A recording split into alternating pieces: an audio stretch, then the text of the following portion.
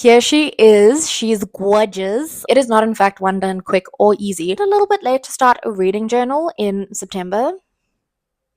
It might be, but we're going to do it anyway. Hey, hi, hello, welcome or welcome back to the channel. My name is Amy. I am so glad to have you here. In this video, we're going to be setting up my very own reading journal. As someone who's very invested in books, I know that reading journals are a thing. I just never made one. And I think part of that reason was because I've tried bullet journaling over the years and the consistency is just not strong with this one. But for some reason, the idea of having a really cool bullet journal has just been scratching the brain in a way that I can't quite explain, nor can I really forget about it. And so I've decided to sit down and commit to making this reading journal a reality. One of the things I had to do was make a list of my physical TBR, and I started doing that in this notebook, but I just wasn't a fan of how it all came together. The Spine and Punishment challenge is something that's going to be going on for a good long while, and so I wanted to make it prettier than just a list. And that is where the reading journal was born. I was lucky enough to have a really nice journal on hand. I would love to tell you where I got it, but I'm not entirely sure. So if I can find the manufacturer and if it is still available, because this journal is quite old, I will link that down in the description. Here she is. She's gorgeous. I'm really excited about this journal. I am someone who hoards journals. I buy these really pretty ones and then I feel too scared and intimidated to ever use them. So I am very glad that we are finally putting this bad boy to good use.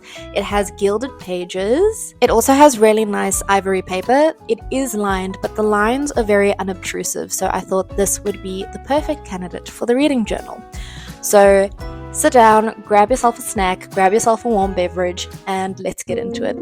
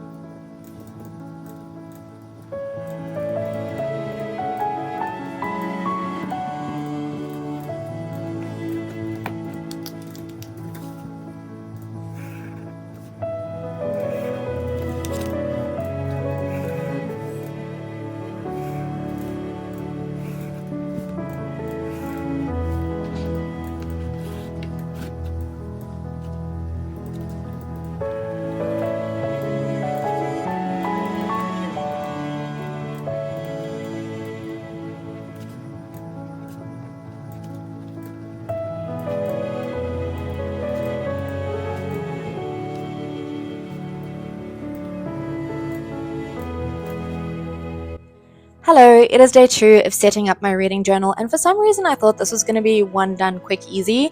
It is not in fact one done quick or easy, so let me run you through everything we managed to complete yesterday. I knew I wanted a set color theme for the first couple of pages in the journal at least. I am hoping to do some reviews in the journal as well, and for those I'll kind of just go with the flow.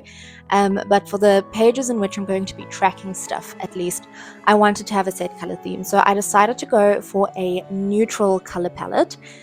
These are the colors that I have decided on. So we've got a whole bunch of muted, faded colors that I think work really well together. I managed to do the cover page yesterday, but I am so sad because I set up everything to film the process of making the cover page, and when I went to go stop the recording, I realized that I didn't press record. So you're just gonna have to trust me. I did this yesterday. I'm really happy with how it turned out. I think it is so pretty and well balanced.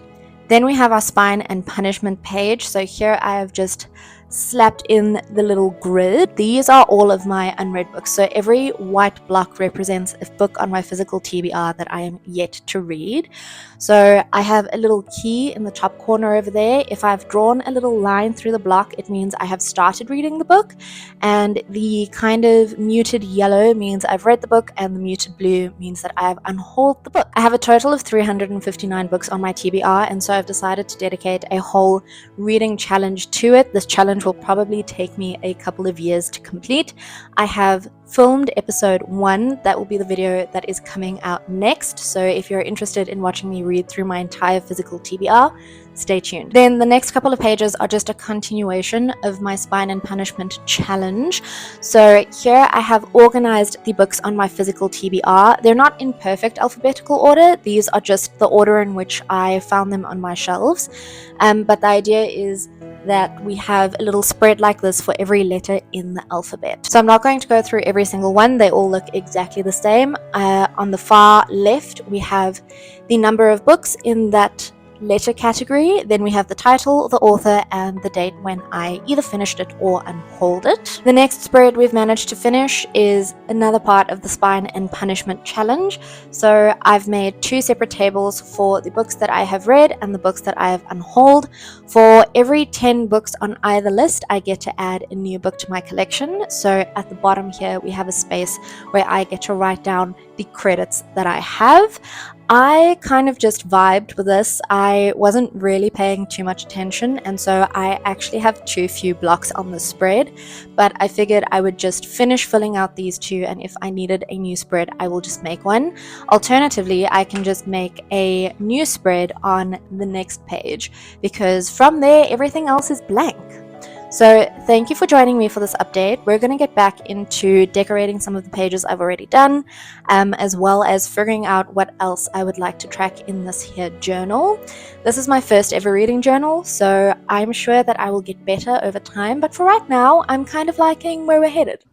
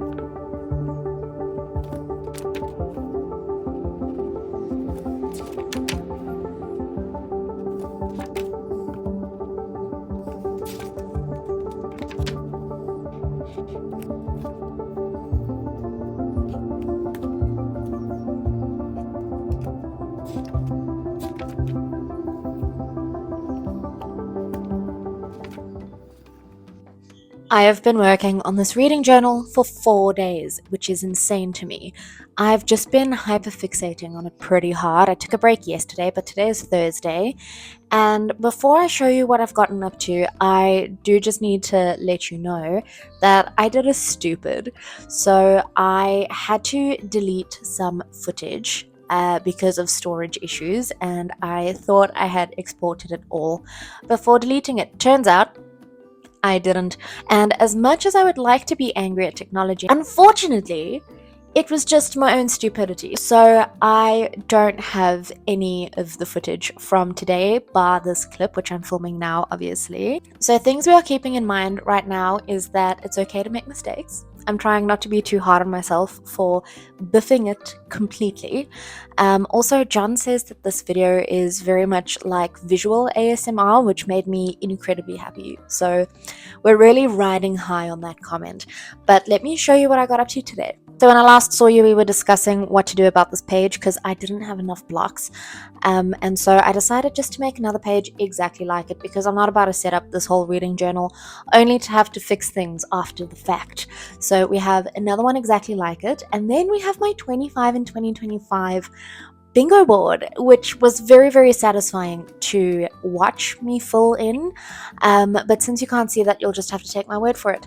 And I have surprisingly actually completed the challenge. I haven't checked in on it. I made this challenge in my bullet journal at the beginning of the year, and I kind of just forgot about it. So because I didn't have enough space to write in the books that I selected for each prompt, I wrote the prompts out here and just said what I read for each prompt. Very exciting stuff. And then we have the date that the challenge ended on, as well as my top 5. If you were interested, my favorite book from this challenge was The Men We Reaped, a memoir by Jasmine Ward. Then here we have the yearly stats, and this was also really fun to fill in. I did a whole bunch of calculations on it last night just to get an idea of what my reading year has looked like. So I'm tracking the books I've read, the pages I've read, the formats that I've been reading in, how many 5 stars I've read every month, how many of my books fell under the 25 in 2025 challenge, as well as authors that are new to me versus authors that I have read before. So seeing all the numbers allowed me to do some calculations. I have read 16 audiobooks this year, 7 ebooks and 16 physical books. So my audiobook to physical book ratio is actually a lot higher than I thought it would be. I've read 5 5-star books this year because I'm picky with what gets a 5-star. And I have read 9 authors that I've read before and 30 new authors, which I think is pretty good. I think that that's a really nice spread. Then I have my favorite setup, and it is a little Gantt chart. So for those of you who might not know, I used to be a project manager, and Gantt charts are like a project manager's bread and butter, and so I just had to have one in my reading journal. We have the rest of the year laid out in this format, and then what I do is I just indicate how long it took me to read which books. So as you can see, for September I've read 6 different books, and then I've just color coded it because who doesn't love a little bit of color coding? I certainly do. So I've set that up for September, October, as well as November and December. So that's that for Thursday. Now I need to decide what kind of spreads I want to do on like a monthly basis, because this is basically all of the yearly admin done. Is it a little bit late to start a reading journal in September? It might be, but we're going to do it anyway. I say that it might be because the thought of having to do this all again for 2026, which is less than 4 months away, actually makes me want to cry. But we're going to keep going with it. We are invested now, and I'll let you know what I get up to tomorrow.